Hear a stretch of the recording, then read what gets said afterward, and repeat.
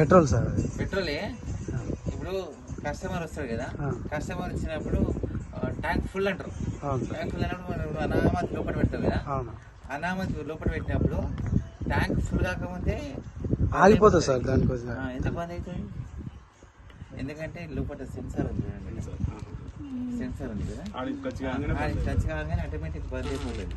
లోపలికి అంటే పొంగని అది అంటే ఇది లోపలికి ఉన్నా కానీ చాలా మంది ఏమనుకుంటారు అంటే ఇది దండి కొడుతుండు, ఆపుతుండు, ట్యాంక్ ఫుల్ గా అనుకుంటారు.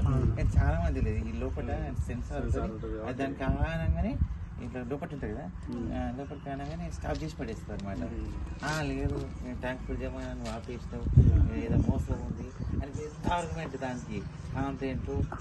అటువంటి అప్పుడు ఏం చేస్తామంటే వీళ్ళకి చెప్పడం రాదు, ఈ సెన్సార్ ఉండడం వల్ల ఆగింది అని చెప్పడం రాదనమాట.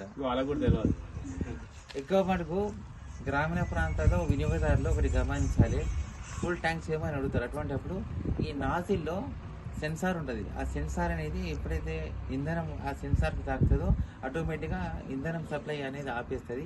అంతేకాకుండా ఏ పెట్రోల్ బంక్ అయినా కానీ వినియోగదారులకు దయచేసి మీరు అర్థం చేసుకోండి, రసీదు 50 రూపాయలు పెట్రోల్ పోసుకుంటారా, 100 రూపాయలు పోసుకుంటారా, 1000 రూపాయలు పోసుకుంటారా, ఆ పెట్రోల్ కానీ రసీదు అడిగి తీసుకోండి.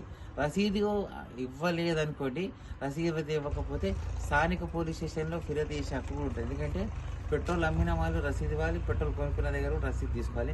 రసీదు అనేది మనం ఏ రోజు ఎక్కడ ఏ పెట్రోల్ బంకులో ఎంత మొత్తానికి పెట్రోల్ కొన్నాము, డీజిల్ కొన్నాము అనే దానికి ఒక ప్రూఫ్ ఉంటుంది.